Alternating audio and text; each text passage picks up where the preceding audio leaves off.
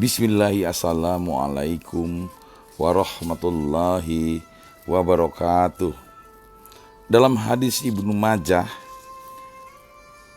disampaikan, "Wahai Abu Dzar, keluarmu dari rumah pada pagi hari untuk mempelajari satu ayat dari kitab Allah, itu lebih baik daripada engkau mengerjakan sholat 100 rakaat.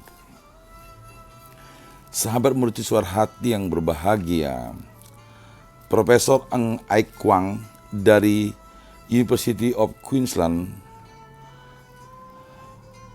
dia mengatakan di dalam bukunya Why Asians Are Less Creative and Westerners tahun 2001, mengemukakan beberapa hal tentang bangsa-bangsa Asia yang telah membuka mata dan pikiran banyak orang. Bagi kebanyakan orang Asia, dalam budaya mereka, ukuran sukses dalam hidup adalah banyaknya materi yang dimiliki, misalnya rumah, mobil, uang, dan harta lainnya. Passion, rasa cinta terhadap sesuatu, kurang dihargai. Akibatnya, bidang kreativitas kalah populer dari profesi dokter, lawyer, dan sejenisnya yang dianggap bisa lebih cepat menjadikan seseorang untuk memiliki banyak kekayaan. Bagi orang Asia, banyaknya kekayaan yang dimiliki lebih dihargai daripada cara memperoleh kekayaan tersebut. Tidak heran bila banyak orang menyukai cerita novel, sinetron, atau film yang bertema orang miskin menjadi orang kaya mendadak karena beruntung menemukan harta karun atau dijadikan istri oleh pangeran dan sejenis itu. Tidak heran pula bila perilaku koruptif pun ditolerir atau diterima sebagai sesuatu yang wajar. Bagi orang Asia, pendidikan identik dengan hafalan berbasis kunci jawaban, bukan pada pengertian. Ujian nasional, tes masuk perguruan tinggi, dan lain sebagainya, semua berbasis hafalan. Bahkan hingga tingkat sarjana, mahasiswa diharuskan hafal rumus-rumus ilmu pasti dan ilmu hitung lainnya, bukan diarahkan untuk memahami kapan dan bagaimana menggunakan rumus-rumus tersebut. Karena berbasis hafalan, murid-murid di sekolah di Asia dijejali sebanyak mungkin pelajaran. Mereka dididik menjadi Jack of all trades, but master of none. Tahu sedikit-sedikit tentang banyak hal, tetapi tidak menguasai apapun. Karena berbasis hafalan, banyak pelajar Asia bisa jadi juara dalam olimpiade fisika dan matematika. Namun, hampir tidak pernah ada orang Asia yang menang Nobel atau hadiah internasional lainnya yang berbasis inovasi dan kreativitas. Orang Asia takut salah dan takut kalah. Akibatnya, sifat eksploratif sebagai upaya memenuhi rasa penasaran dan keberanian untuk mengambil risiko kurang dihargai.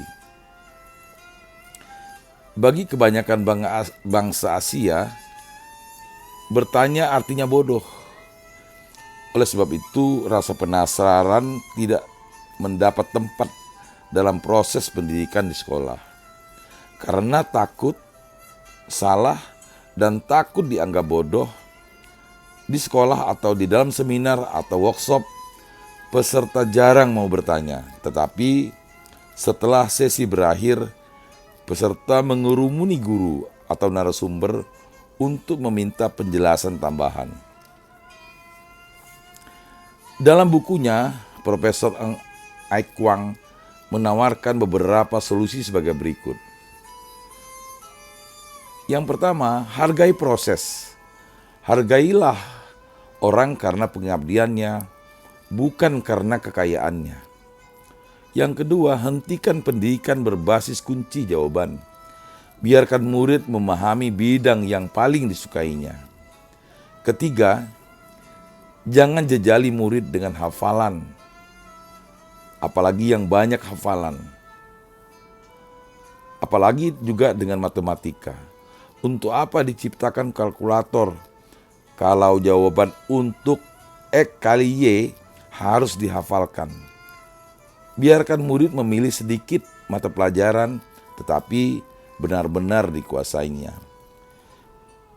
Yang keempat, biarkan anak memilih profesi berdasarkan passion atau rasa cintanya pada bidang itu, bukan memaksanya mengambil jurusan atau profesi tertentu yang lebih cepat menghasilkan uang. Dan yang kelima, dasar kreativitas adalah rasa penasaran, berani ambil risiko. Ayo bertanya. Dan yang keenam, guru adalah fasilitator, bukan dewa yang tahu segalanya. Mari akui dengan bangga kalau kita tidak tahu.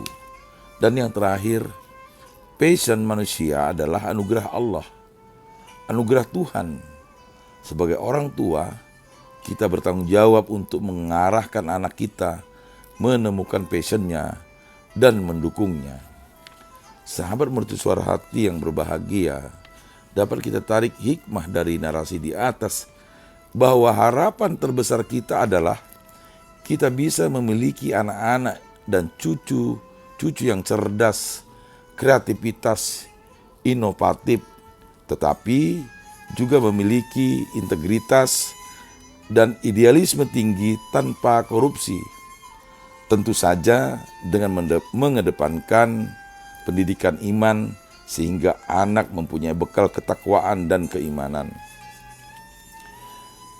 Yang berikutnya, tidak ada gunanya meraih ilmu dunia setinggi-tingginya tetapi tidak paham ilmu agama, sehingga di dalam menjalankan agama tidak mengerti apa yang menjadi petunjuk dan arahan dari agama.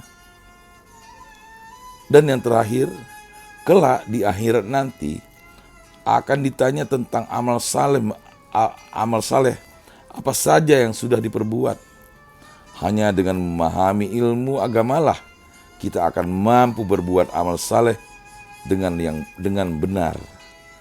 Mudah-mudahan narasi ini dapat memberikan manfaat dan inspirasi untuk kita, agar kita di dalam kita membimbing anak-anak dan cucu-cucu kita dapat menjadi lebih baik, sehingga akan berguna bagi agama, bangsa, dan negara. Lebih dan kurang mohon maaf. Billahi taufik wal hidayah. Wassalamualaikum warahmatullahi wabarakatuh.